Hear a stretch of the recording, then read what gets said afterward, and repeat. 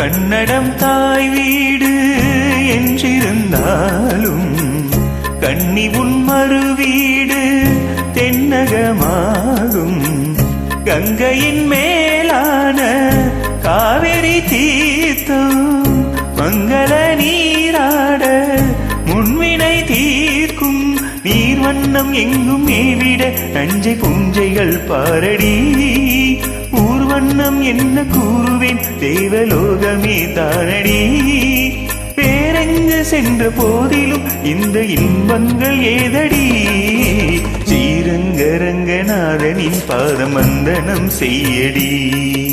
ஸ்ரீதேவி ரங்கநாயகி நாமம் சந்தனம் சொல்லடி.